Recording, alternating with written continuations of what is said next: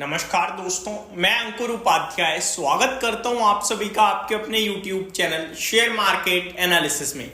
जियो financial services limited ये stock बहुत सारे इन्वेस्टर्स की पोर्टफोलियो में बैठा हुआ है जगह बना के।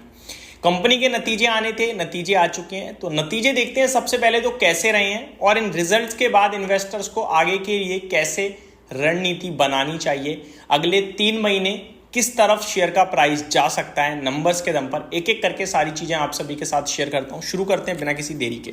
सबसे पहले कंपनी के रिजल्ट्स अगर हम देखें तो कंसोलिडेटेड नेट प्रॉफिट 670 करोड़ से बढ़कर 690 करोड़ हो गया है ईयर ऑन ईयर बेसिस पे, यानी साल दर साल 670 से 690 करोड़ होता हुआ दिखा है। ज्यादा बड़ी ग्रोथ तो नहीं दिखेगी, 3% समथिंग दिखेगी साल दर साल, लेकिन अगर आप नजर डालेंगे क्वार्टर ऑन क्वार्टर बेसिस पे क्या हुआ है तो आपको मजा आ जाएगा।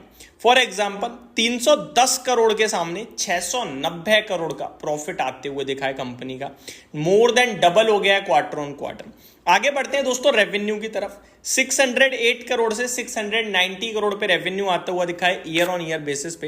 एंड एक बार अगर मैं क्वार्टर ऑन क्वार्टर बेसिस पे भी चेक करने की कोशिश करूं तो मेरे को जाना पड़ेगा मैं यहाँ पे आ गया हूँ 693 417 करोड़ से 494 करोड़ पे आपका क्वार्टर ऑन क्वार्टर बेसिस पे रेवेन्यू आया है।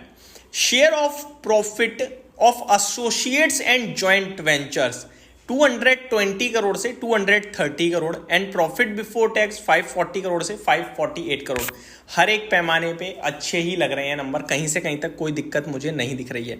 अगर मैं बीएससी की वेबसाइट पे जाऊं और डिटेल निकालने की कोशिश करूं थोड़ी सी, तो कंपनी की जो डिविडेंड इनकम है वो 241 करोड़ की हुई है। लास्ट क्वार्टर जो डैश दिख रहा है खाली, और ईयर ऑन ईयर बेसिस पे देखो 217 करोड़ से 240 करोड़ कंपनी ने ईयर ऑन ईयर बेसिस पे डिविडेंड इनकम के रूप में कमाया है। वहीं पे fees, commission and other services charges के रूप में देखें तो ईयर ऑन ईयर बेसिस पे 41.57 करोड़ से 40.65 करोड़ पे आया है। वहीं क्वार्टर ऑन क्वार्टर 38 करोड़ से 40.65 करोड़ पे आता हुआ दिखा है। मेन इनकम हुई है net gain on fair value charges, यहां पे कंपनी ने 207 करोड़ की कमाई करी है। और वहीं अगर इंटरेस्ट इनकम की बात करें तो वहां पे लगभग 205 करोड़। अगर मैं सबसे बड़ा रेवेन्यू कंपनी का देखूं तो वो डिविडेंड से आ रहा है दोस्तों, ये कमाल की बात है। डिविडेंड इनकम मेरे को सबसे हाईएस्ट दिख रही है 241 करोड़ की। एक्सपेंसेस की बात करें दोस्तों तो सबसे बड़ा एक्सपेंस कंपनी के लिए एम्प्लॉय बेनिफिट एक्सपेंस है जो कि 68 करोड़ का है। बाकी कहीं कुछ खास ज्यादा एक्सपेंस दिख नहीं रहा है।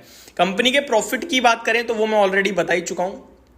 प्रॉफिट फॉर द पीरियड लिखा हुआ है 689 करोड़, जो कि लास्ट क्वार्टर था 312 करोड़ और लास्ट ईयर था 668 करोड़। तो बढ़िया ये बढ़ता हुआ दिखा है, कोई दिक्कत नहीं दिख रही है यहाँ भी।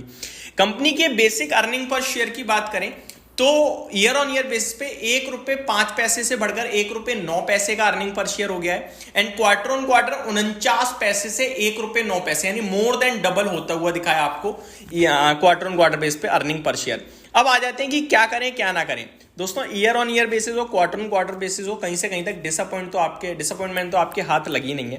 मेरे को तो ठीक ठाक ही नंबर दिख रहे हैं, अच्छे ही दिख रहे हैं। तो नेट लेवल पे अब देखा जाए तो अर्निंग पर शेयर में काफी बढ़िया जंप आएगा, क्योंकि बीते 4 क्वार्टर का हाईएस्ट प्रॉफिट कंपनी ने क्लॉक करा। इनफैक्ट बीते 4 क्वार्टर छोड़ो, अभी तक जब से लिस्ट हुआ है तब से हाईएस्ट प्रॉफिट ही क्लॉक करा है।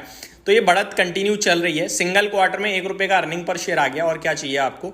अब टोटल अर्निंग पर शेयर आप काउंट करो तो लगभग 2 रुपये 50 पैसे का हो चुका है कंपनी का एक तरीके से। इनफैक्ट 2 रुपये 52 पैसे का, और अभी 690 करोड़ का प्रॉफिट आ रहा है। अगर मैं इस कंटिन्यू ग्रोथ को कामयाब रहने में कंपनी कामयाब रखने में कामयाब रहती है तो 700 करोड़ राउंड फिगर में माने तो 7 चौक 2800 करोड़ हो जाएगा। यानी अगले 12 महीने में कंपनी करंट लेवल से भी प्रॉफिट डबल करेगी, क्योंकि अभी 1600 करोड़ का है बीते 12 महीने, और अगले 4 क्वार्टर में लगभग 2800 करोड़ का प्रॉफिट हम एक्सपेक्ट कर रहे हैं 700 करोड़ के हिसाब से।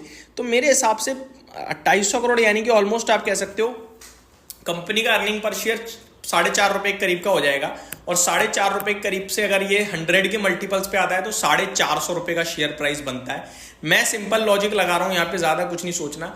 स्टॉक अगर गिरता है तो गिरावट में लेने के बारे में सोचो। बाजार वीक चल रहा है, बाजार दिक्कत में दिख रहा है, कभी भी कोई भी स्टॉक टूट रहा है, लेकिन लॉन्ग टर्म इन्वेस्टर्स के लिए जियो फाइनेंशियल सर्विसेज का शेयर बेचने का मतलब ही नहीं बनता है।